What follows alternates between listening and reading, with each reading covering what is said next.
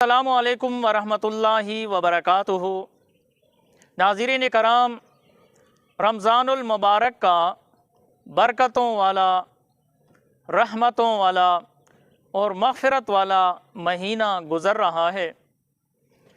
سوال یہ پیدا ہوتا ہے کہ رمضان المبارک کو اتنی اہمیت کیوں ملی ہے کہ جس میں ایک نفل کا ثواب فرض کے برابر ملتا ہے اور ایک فرض کا ثواب 70 فرائض کے برابر ملتا ہے۔ تو اس کی مین وجہ یہ ہے کہ رمضان المبارک میں قرآن مجید نازل کیا گیا۔ خود اللہ رب العالمین نے قرآن میں اس کی گواہی دی، فرمایا شہر رمضان الذی انزل فیہ القرآن، رمضان کا مہینہ وہ ہے جس میں قرآن نازل کیا گیا۔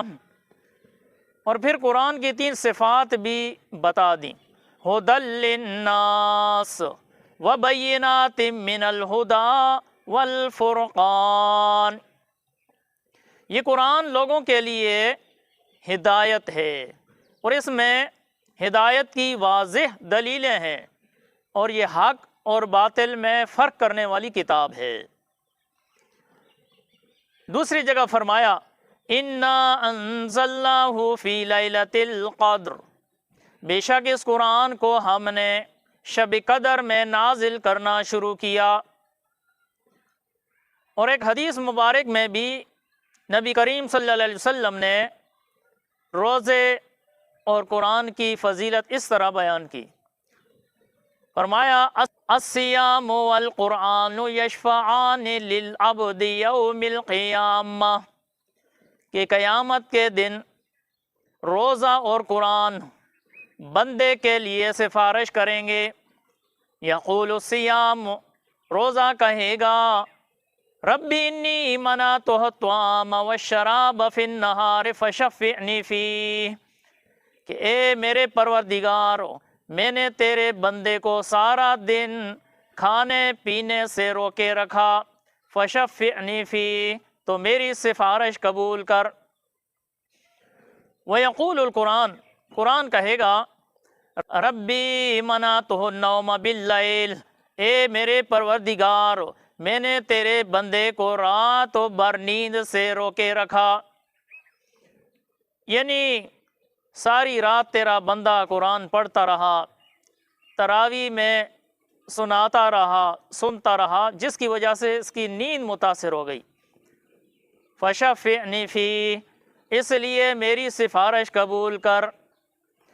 تو حدیث میں آتا ہے فیشفعان، دونوں کی سفارش قبول کی جائے گی، روزے کے بھی اور قرآن کی بھی۔ تو اس لیے رمضان المبارک کے ان قیمتی اوقات کو ہم قرآن سے مزین کریں، اس میں قرآن کی زیادہ سے زیادہ تلاوت کریں، قرآن کو سمجھنے کی کوشش کریں۔ بغیر سمجھے 3 قرآن ختم کرنے سے بہتر ہے کہ انسان ایک قرآن ختم کرے۔ اسی طرح تراویح میں بھی ترتیل کا خیال رکھے، یہ نہ ہو کہ اتنی رفتار سے پڑھ رہا ہو کہ نہ قاری کو سمجھ آتی ہو اور نہ مقتدیوں کو سمجھ آتی ہو، بلکہ ٹھہر ٹھہر کر پڑھے تاکہ قرآن کا حق ادا ہو۔ تو انشاءاللہ اگر ہم نے رمضان المبارک کو قرآن کے ساتھ گزارا تو یہی قرآن قیامت کے دن ہمارے لیے شفاعت کا سبب بنے گا۔